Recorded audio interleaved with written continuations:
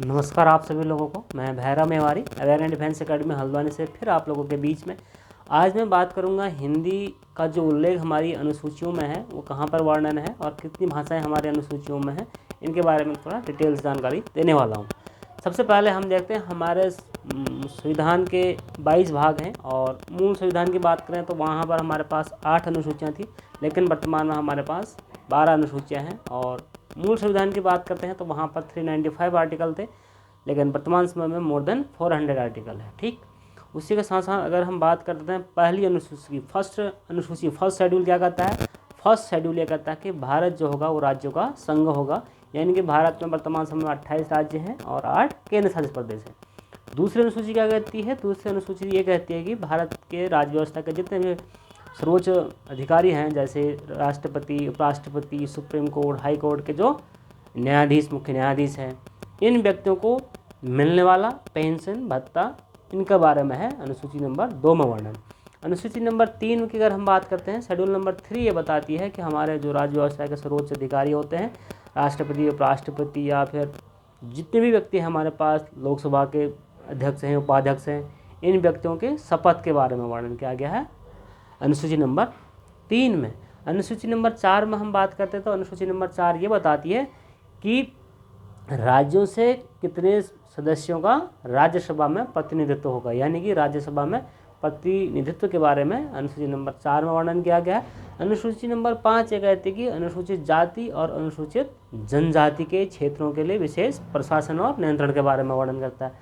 अनुसूची नंबर 6 ये कहती है कि भारत का जो पूर्वोत्तर राज्य है, असम है, मिजोरम है, त्रिपुरा है ना, और मेघालय है, यहाँ पर इन जनजातियों के प्रशासन और नियंत्रण के बारे में उल्लेख करता है अनुसूची नंबर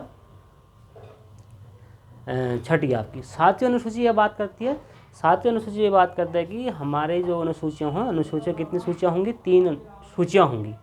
7वीं अनुसूची में 3 सूचियाँ रखी गई हैं। पहली है संघ सूची का विषय होगा, दूसरा होगा राज्य सूची का होगा, तीसरा होगा समवर्ती सूची का।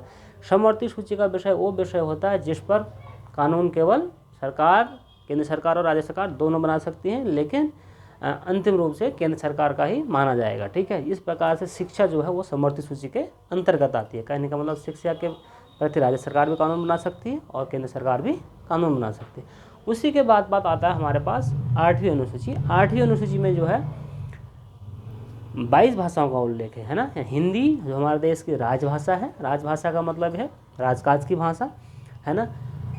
और उसी के साथ साथ ये भी लिखा है कि मूल रूप से 8वीं अनुसूची में 14 भाषाएं थी। पहले जब 26 जनवरी 1950 को हमारे देश का कॉन्स्टिट्यूशन लागू हो गया, उस समय हमारे पास कितनी भाषाएं थी? संवैधानिक दृष्टि से हमारे पास 14 भाषाएं थी। कौन कौन सी थी वो 14 भाषाएं?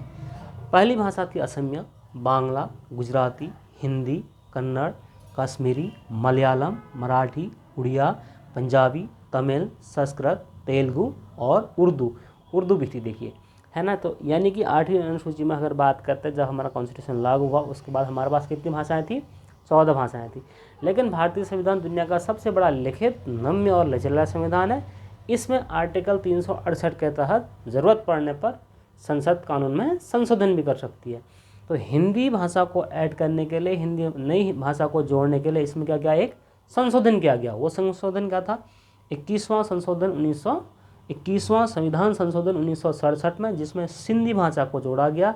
अब 14 के साथ अब 15 भाषाएं होंगी। फिर उसी के साथ 71वां संविधान संशोधन 1992 में हुआ, उसमें 3 भाषाओं को जोड़ा गया, जिसको हमने शॉर्ट तरीके में नमक लिखा हुआ है। नमक का मतलब कोई नमक का फॉर्मूले से मतलब नहीं है यहाँ पर, जिसको एक तरीके से हमें 3 भाषाओं का कैसे हम समझ सकें उसको, न से नेपाली, म से मणिपुरी, क से कोंकणी, यानी कि ये 3 भाषा 1992 में जोड़ दी गई 71वां संविधान संशोधन के द्वारा। तब जाके हमारे पास कितनी होगी? 14 और 4 18 भाषाएं होगी। 3 ये होगी, एक सिंधी का 18। फिर आवश्यकता पड़ गई हमें कब? 71 को और 21 को जोड़ोगे तो 92वां संविधान संशोधन 2003 में हमारे पास 4 भाषाओं को और जोड़ दिया गया। जो भाषाएं कौन थी? बोडो, डोंगरी, मैथिली, संथाली। 4 भाषाओं को 2003 में जोड़ दिया गया 92वां संविधान संशोधन के द्वारा। अतः वर्तमान समय में हमारे पास हमारे कॉन्स्टिट्यूशन में कितनी भाषाओं का उल्लेख हो गया? 40 + 1 + 3 + 4, टोटल 22 भाषाओं का उल्लेख है। तो मैंने इस एग्ज़ाम ऑफ व्यू से यहाँ से क्वेश्चन बन के आते हैं, इसीलिए मैंने ये क्लास लाने का प्रयास किया गया है। उम्मीद है आपको समझ में आया होगा। आज की क्लास में इतना ही। Thank you, have a nice day, take care.